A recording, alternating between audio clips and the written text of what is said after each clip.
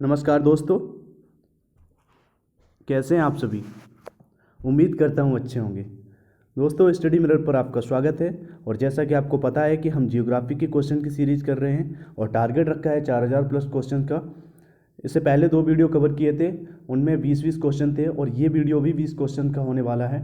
और आगे आने वाले वीडियो हैं उनमें हम कोशिश करेंगे मिनिमम 50 क्वेश्चन रखें, क्योंकि मोबाइल से स्लाइड बनाने में थोड़ा टाइम लगता है। इसके लिए माफ़ी चाहता हूँ, क्योंकि 20 को स्लाइड बनाने में भी बहुत ज़्यादा टाइम लग जाता है। तो आगे आने वाले जो वीडियो लेसन होंगे उनमें हम कोशिश करेंगे कि मिनिमम 50 क्वेश्चन रखें।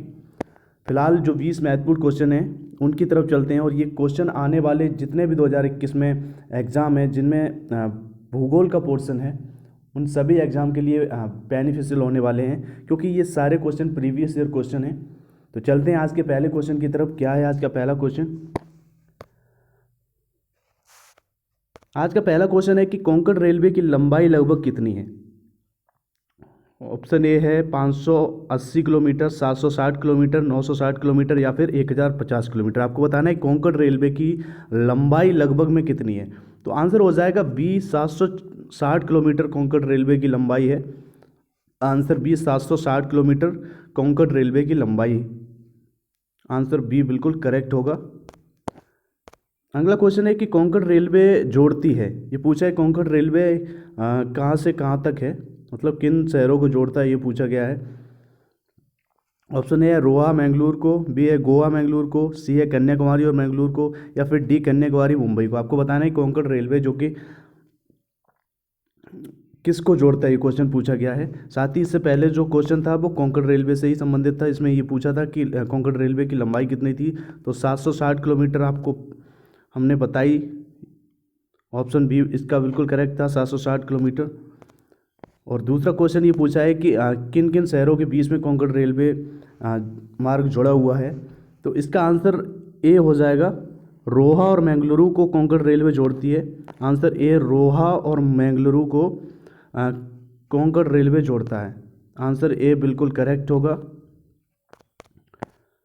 अगला प्रश्न है कि दक्षिण पश्चिम मानसून कब तक सारे भारत में फैल जाता है।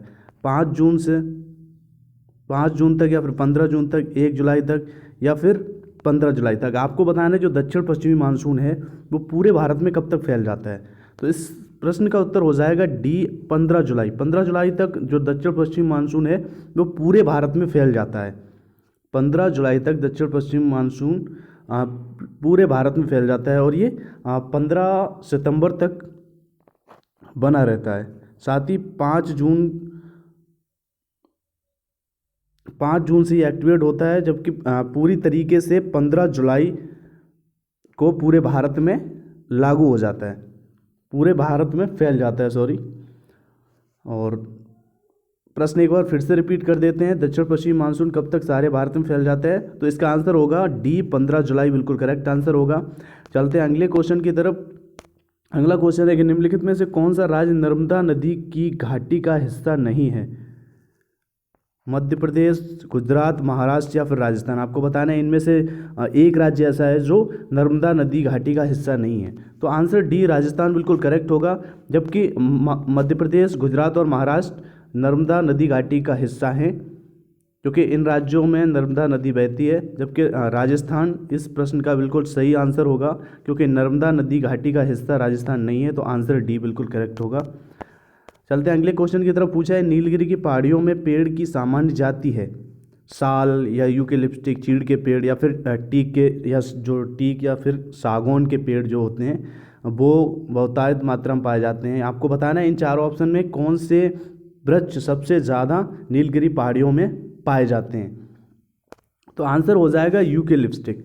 आंसर बी, नीलगिरी की पहाड़ियों में सामान्यतः यूकेलिप्टिक के पेड़ अत्यधिक पाए जाते हैं, कह लीजिए। आंसर बी बिल्कुल करेक्ट होगा।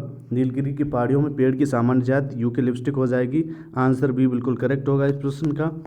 अगले प्रश्न की तरफ चलें तो अगला प्रश्न क्या है। पूछा है कि कौन सी पर्वत श्रेणी भारत में स्थित है। Arakan Yoma, Salt Range, Sulaiman या फिर पीर पंजाल। आपको बताना है इनमें से कौन सी पर्वत श्रेणी है जो कि भारत में स्थित है। इस प्रश्न का उत्तर होगा पीर पंजाल। आंसर डी बिल्कुल करेक्ट आंसर होगा। पीर पंजाल पर्वत श्रेणी भारत में स्थित है। आंसर हो जाएगा डी, पीर पंजाल पर्वत श्रेणी जो कि भारत में स्थित है। अगला प्रश्न है कि भारतीय मरुस्थल को कहते हैं गोबी, आटाकामा, सहारा, थार। आपको बताना है भारतीय मरुस्थल को किस नाम से जानते हैं। तो आंसर डी बिल्कुल करेक्ट हो जाएगा, थार मरुस्थल। थार मरुस्थल भारतीय मरुस्थल को कहते हैं। आंसर डी बिल्कुल करेक्ट होगा, थार मरुस्थल। भारतीय मरुस्थल को क्या कहते हैं? थार। अगला प्रश्न है निम्नलिखित में से किसको भारत का पारिस्थितिकी तप्त स्थल कहा जाता है? ऑप्शन आप देख रहे हैं पश्चिमी हिमालय, पूर्वी हिमालय, पश्चिमी घाट या पूर्वी घाट। आपको जवाब देना है कि भारत का पारिस्थितिक तप्त स्थल किसे कहा जाता है। तो पारिस्थितिक तप्त स्थल पश्चिमी घाट को कहा जाता है। तो आंसर सी बिल्कुल करेक्ट होगा। आंसर सी पश्चिमी घाट इस प्रश्न का बिल्कुल करेक्ट आंसर होगा। भारत का पारिस्थितिक तप्त स्थल पश्चिमी घाट को कहा जाता है। अगला प्रश्न है कि शिव समुद्रम जलप्रपात किस नदी के मार्ग में पाया जाता है? गोदावरी, कावेरी, कृष्णा, महानदी। आपको बताना है जो शिव समुद्रम जलप्रपात है इनमें से किस नदी के मार्ग में पाया जाता है। तो आंसर बी बिल्कुल करेक्ट होगा, कावेरी नदी के मार्ग में शिव समुद्रम जलप्रपात पाया जाता है। तो आंसर बी बिल्कुल करेक्ट होगा इस प्रश्न का, शिव समुद्रम जलप्रपात कावेरी नदी के मार्ग में पाया जाता है। भारत के उत्तरी मैदानों की मृदा सामान्यतः कैसे बनी है? तालाबचन द्वारा, स्वस्थाने अपक्षयण द्वारा या फिर तलोचन द्वारा, अपर्दन द्वारा। चार ऑप्शन आप देख रहे हैं, तालाबचन द्वारा, स्वस्थाने अपक्षयण द्वारा या फिर तलोचन द्वारा, या आंसर डी होगा अपर्दन द्वारा। आपको जवाब देना है इन चार ऑप्शन में से कि भारत के उत्तरी मैदानों की मृदा सामान्यतः कैसे बनी है। तो इस प्रश्न का उत्तर सी बिल्कुल करेक्ट होगा, तलोचन द्वारा बनी है भारत के उत्तरी मैदानों की मृदा। भारत के उत्तरी मैदानों की मृदा तलोचन द्वारा बनी है। तो आंसर सी बिल्कुल करेक्ट होगा इस प्रश्न का। चलते हैं अगले प्रश्न की तरफ। प्रश्न पूछा है कोयले का सबसे बड़ा भंडार किस राज्य में है? चार ऑप्शन देख रहे हैं, बिहार, मध्य प्रदेश, झारखंड, उड़ीसा। आपको बताना है कि कोयले का सबसे बड़ा भंडार भारत के संदर्भ में क्वेश्चन है, पूछा गया है कि भारत में सबसे बड़ा कोयले का भंडार किस राज्य में है। तो आपको जवाब देना है, ये चार ऑप्शन देख रहे हैं आप। तो आंसर झारखंड बिल्कुल करेक्ट होगा, आंसर सी बिल्कुल करेक्ट होगा। झारखंड में सबसे बड़ा कोयले का भंडार है। चार ऑप्शन आपने देखे, बिहार, मध्य प्रदेश, झारखंड, उड़ीसा। आपको बताना है कि सबसे बड़ा कोयले का भंडार किस राज्य में है। तो झारखंड, आंसर सी बिल्कुल करेक्ट होगा। झारखंड में कोयले का सर्वाधिक सबसे ज़्यादा भंडार है। प्रश्न है कि निम्नलिखित में से कौन सा नगर राष्ट्रीय राजधानी क्षेत्र में नहीं आता है? पानीपत, मथुरा, रोहतक, खुर्जा। आपको जवाब देना है कि जो एनसीआर क्षेत्र में भारत का कौन सा शहर नहीं आता है राष्ट्रीय राजधानी क्षेत्र में, एनसीआर में कौन सा शहर नहीं आता, जो चार ऑप्शन आप देख रहे हैं। तो इसका उत्तर हो जाएगा मथुरा। मथुरा राष्ट्रीय राजधानी क्षेत्र में नहीं आता, जबकि पानीपत, रोहतक और खुर्जा ये तीनों एनसीआर में आते हैं, राष्ट्रीय राजधानी क्षेत्र में आते हैं, जबकि मथुरा एनसीआर में नहीं आता है। तो आंसर बी बिल्कुल करेक्ट होगा। आंसर बी मथुरा इस प्रश्न का बिल्कुल करेक्ट आंसर होगा। अगला प्रश्न है कि हिमाचल प्रदेश में स्थित दर्रा है सिपकिला, जेलेपला, जोजिला, नाथुला। आपको जवाब देना है कि इनमें से कौन सा दर्रा है जो हिमाचल प्रदेश में स्थित है। तो आंसर ए बिल्कुल करेक्ट होगा, सिपकिला जो दर्रा है वो हिमाचल प्रदेश में स्थित है। आंसर ए बिल्कुल करेक्ट आंसर होगा, हिमाचल प्रदेश में स्थित दर्रा सिपकिला है। अगला प्रश्न है कि भारत के छत्रक शैल कहाँ पाए जाते हैं? भारत के छत्रक शैल पूछे कहाँ पाए जाते हैं? पूर्वी घाट में, पश्चिमी घाट में, थार मरुस्थल में या फिर सतपुड़ा पर्वतमाला में। आपको जवाब देना है कि जो चार ऑप्शन है इनमें से जवाब देना है कि भारत में छत्रक शैल कहाँ पाए जाते हैं। तो इस संदर्भ में इसका सही उत्तर होगा थार मरुस्थल। भारत में जो छत्रक शैल पाए जाते हैं वो थार मरुस्थल में पाए जाते हैं। आंसर सी थार मरुस्थल बिल्कुल करेक्ट होगा इस प्रश्न का। अगला प्रश्न है कि द्वीप एक द्वीप है। आपको जवाब देना है द्वीप एक द्वीप है। दमन से हटकर, गोवा से हटकर, गुजरात से हटकर या फिर महाराष्ट्र से हटकर। आपको जवाब देना है कि इनमें से कौन सा ऑप्शन सही होगा।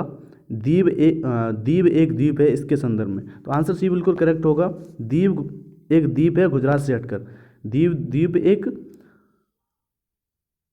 जो द्वीप है वो गुजरात से हटकर है। आंसर सी बिल्कुल करेक्ट आंसर हो जाएगा इस प्रश्न का। आंसर सी द्वीप गुजरात से हटकर है। प्रश्न है कि उत्तकाद भूमि स्थलाकृति कहाँ की विशिष्टता है? उत्तकाद भूमि स्थलाकृति कहाँ की विशिष्टता है? चंबल घाटी की, कच्छ की खाड़ी की, तटीय क्षेत्र की या सुंदरबन डेल्टा की। आपको जवाब देना है चार ऑप्शन में से कि जो उत्तकाद जो उत्काद भूमि स्थलाकृति है ये कहाँ की विशेषता है? तो आंसर ए बिल्कुल करेक्ट होगा, चंबल घाटी की विशेषता है उत्काद भूमि स्थलाकृति। तो आंसर ए चंबल घाटी बिल्कुल करेक्ट आंसर होगा इस प्रश्न का। चलते हैं अगले प्रश्न की तरफ। पूछा है कि सुंदरबन के जंगल को क्या कहा जाता है? पर्णपाती जंगल, मैंग्रोव, गुल्म जंगल या फिर टुंड्रा? आपको जवाब देना है चार ऑप्शन में से कि जो सुंदरबन के जंगल को सुंदरबन के जंगल को किस नाम से जाना जाता है या क्या कहा जाता है, ये प्रश्न पूछा है। तो आंसर बी बिल्कुल करेक्ट होगा, क्योंकि सुंदरबन में मैंग्रोव वनस्पति बहुतायत पाई जाती है और सुंदरबन को मैंग्रोव के नाम से भी जाना जाता है। तो आंसर बी मैंग्रोव बिल्कुल करेक्ट होगा, सुंदरबन के जंगल को मैंग्रोव वन के नाम से भी जाना जाता है।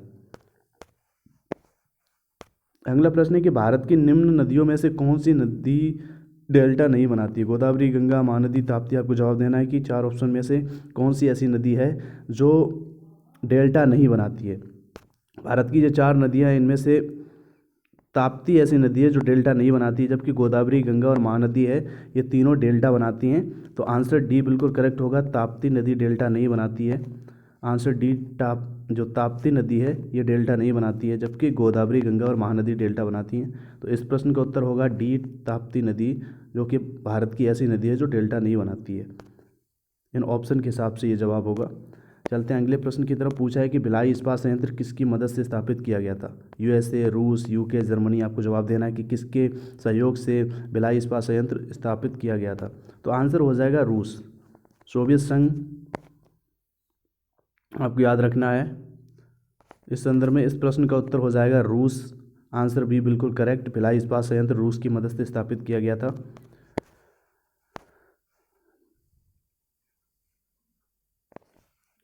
अगला प्रश्न है कि मुख्य आयरन और स्टील उद्योग किस पठार में स्थित हैं? मालवा पठार में, दक्कन पठार में, छोटा नागपुर पठार में या फिर तेलंगाना पठार में? आपको जवाब देना है कि जो मुख्य आयरन और स्टील उद्योग हैं किस पठार में स्थित हैं। तो आंसर सी बिल्कुल करेक्ट होगा, मुख्य आयरन और स्टील उद्योग छोटा नागपुर पठार में स्थित है। इस प्रश्न का उत्तर होगा आंसर सी, छोटा नागपुर पठार बिल्कुल करेक्ट आंसर होगा। चलते हैं अगले प्रश्न की तरफ। तो दोस्तों यही प्रश्न थे जो 20 महत्वपूर्ण क्वेश्चन हमने कवर किए। ये एमसीक्यू प्रीवियस ईयर एग्जाम में पूछे जा चुके हैं और उम्मीद करता हूँ ये प्रश्न आपको बहुत अच्छे लगे होंगे। और अगर अच्छे लगे हैं तो लाइक ज़रूर कीजिए और ज़्यादा से ज़्यादा दोस्तों को चैनल तक लाइए। और अगर आप भी चैनल पर पहली बार आए हैं तो चैनल को सब्सक्राइब करना बिल्कुल मत भूलिए। मिलते हैं अगले वीडियो में, तब तक के लिए नमस्कार। Thank you so much.